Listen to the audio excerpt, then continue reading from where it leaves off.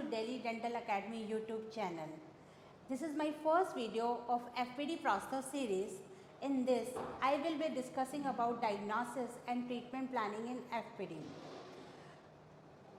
So let's start. When a patient comes with a missing tooth in our clinic, the first question which arises in our mind is which tooth should be used as an abutment or what should be the material of choice for the prosthesis. The answer lies in the diagnosis and treatment planning of FPD. Myself, Dr. Pankaj Janeja Sehgal, MDS Prosthodontics, will be covering the topic diagnosis and treatment planning in FPD. First, we should know what is fixed partial denture. A dental prosthesis which is attached to natural teeth, tooth roots or implants and cannot be removed by the patient is fixed partial denture. It has three parts: pontic, connector and the retainer. Retainer covers the abutment tooth, pontic is the missing tooth and connector joins the pontic with the retainer. So, if a patient comes to our clinic, the which tooth should be used as abutment, we start with the if one tooth is missing or two tooth is missing or three teeth is missing. If only one tooth is missing, then teeth adjacent to edentulous space will be used as a abutment. In this case, this second premolar is missing, we will be using first premolar and first molar as a abutment. In the second case, central incisor is missing and we can use central incisor and lateral incisor as a abutment. But our mind strikes about the aesthetic concern. We can change our treatment plan. We can use Maryland bridge instead of the conventional bridge, because Maryland bridge we will do only the cutting on the lingual surface and labia surface is preserved.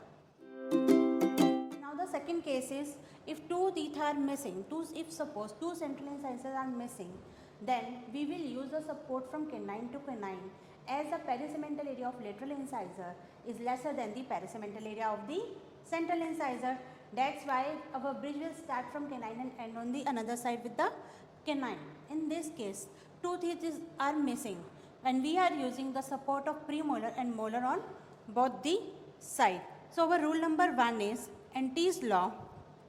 The combined perisegmental area of all the abutment teeth supporting a fixed dental prosthesis should be equal to or greater in perisegmental area than the tooth or teeth to be replaced.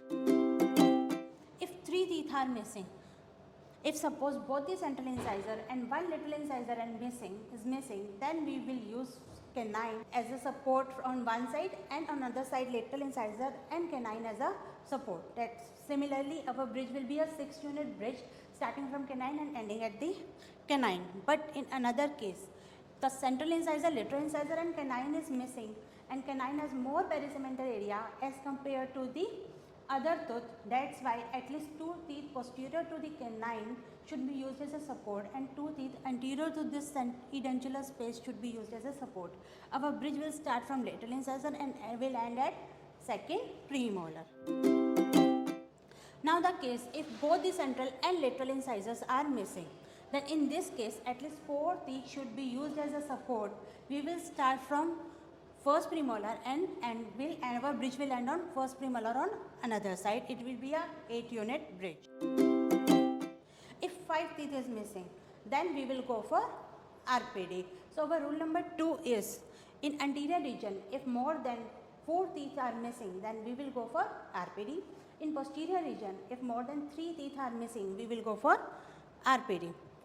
Third rule is our periodontally sound. In all the conditions, the tooth should be periodontally sound. There should be no mobility in the teeth. But in one case, if lower anterior is missing, then in that case, we can restore it with the help of the splint.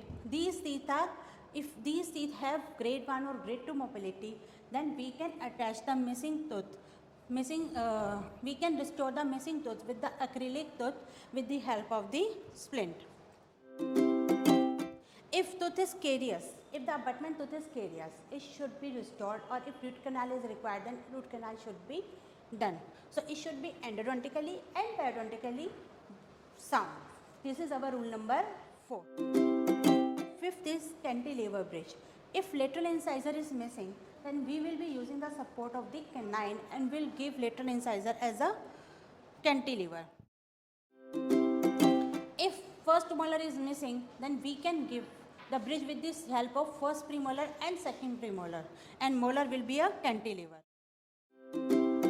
If this canine is missing, then we can give canine with this help of two premolars, first premolar and second premolar. In this condition, the first molar and the first premolar is missing, and we can give either we can give bridge from canine to the second molar, or we can give bridge from first premolar to the second molar. This first premolar will be a cantilever. In the coming videos, we will be covering about these conditions where there is supraeruption, loss of edentulous space, tilted molars, and there is also supraerupted teeth, and how to deal about these type of cases and what should be the material of choice. That topic is also left will be covered in next videos.